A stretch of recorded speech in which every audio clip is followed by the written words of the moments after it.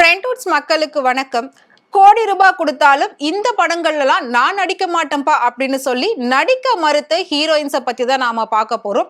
அதுல முதலாவதா காத்து வாக்கல 2 காதல். இதுல சமந்தா அண்ட் நயன்தாரா நடிச்சிருப்பாங்க. விக்னேஷ் சிவன் டைரக்ஷன் பண்ணிருப்பாரு.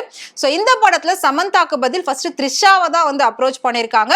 த்ரிஷா என்ன யோசிச்சிருக்காங்க அப்படின்னா, விக்னேஷ் சிவன் நயன்தாரா ஹஸ்பண்ட் ஒய்ஃப் இவங்க 2 பேரும் சேர்ந்து படம் நடிச்சு எடுக்கிறாங்க அப்படின்னா நம்மள அதுல டம்மி பண்ணிருவாங்க. சோ இந்த படம் நமக்கு வேணவே வேணாம், நம்ம வேற ஏதாவது ஒரு டைரக்டரோட சேர்ந்து ஒர்க் பண்ணிருக்கலாம் அப்படின்னு சொல்லிட்டு சமந்தாவோட கேரக்டரை த்ரிஷா வேண்டான்னு சொல்லியிருக்காங்க. அடுத்ததா மெர்சல் படத்துல விஜய்க்கு நித்யா மேனன் ஜோடியா வருவாங்க. பட் நித்யா மேனனுக்கு பதிலா ஃபர்ஸ்ட் அந்த படத்துல ஜோதிகாவை தான் ரெஃபர் பண்ணிருக்காங்க.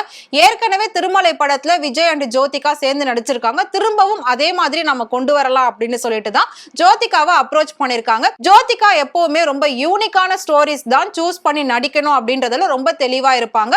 பெண்களுக்கு முக்கியத்துவம் கொடுக்கக்கூடிய அந்த படங்கள்ல தான் இனிமேல் நான் நடிப்பேன் அப்படின்னு சொல்லி தான் கல்யாணத்துக்கு அப்புறமா பெண்கள் ஓரியன்டான எல்லா படத்திலும் அவங்க லீடா நடிச்சிட்டு இருந்தாங்க. சோ எப்பவுமே அவங்க பெண்களுக்கும் சரி மற்ற நடிகைகளுக்கும் சொல்லக்கூடிய ஒரு அட்வைஸ் என்ன அப்படின்னா, எப்பவுமே மத்தவங்களுக்கு டிபெண்டிங்கா நடிக்கவே நடிக்காதீங்க. உங்களுக்குன்னு தனியா லீட் ரோல் இருந்தா மட்டும் நடிங்க.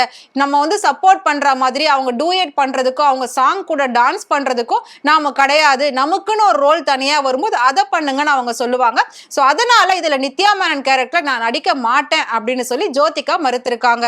சோ அடுத்ததா பொன்னியின் செல்வன் படத்துல குந்தவை கேரக்டர்ல த்ரிஷா பண்ணிருப்பாங்க. இந்த கேரக்டருக்கு இதுக்கு முன்னாடி ஃபர்ஸ்ட் நயன்தாராவை தான் அப்ரோச் பண்ணிருக்காங்க.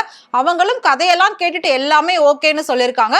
ஆனா ஒரு சீன்ல நீங்க யானை மேல ஏறி உட்காரணும் அப்படின்னு டைரக்டர் சொன்ன உடனே நயன்தாரா நீங்க எத்தனை கோடி கொடுத்தாலும் இதை மட்டும் நான் பண்ணவே மாட்டேன், எனக்கு வேற கேரக்டர் இருந்தா கொடுங்க, இல்லாட்டி எனக்கு இந்த படமே வேண்டாம் அப்படின்னு சொல்லிட்டாங்களா.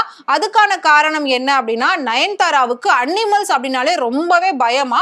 பொதுவா எல்லா ஹீரோயின்ஸ் அதாவது எல்லா நடிகைகளுமே பாத்தீங்கன்னா தனக்குன்னு ஒரு பெட் வச்சிருப்பாங்க. ரொம்ப அது கூட ஃப்ரெண்ட்லியா ஒரு ஃபேமிலியில ஒரு பர்சன் அப்படின்ற மாதிரி பழகுவாங்க.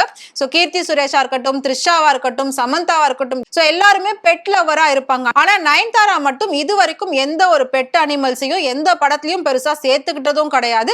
அவங்க அந்த பெட் எல்லாம் கூட வச்சுக்கிட்ட மாதிரி போட்டோஸும் போட்டது கிடையாது. அந்த மாதிரி பெட் எதுவுமே அவங்க வளர்க்கவும் இல்லை.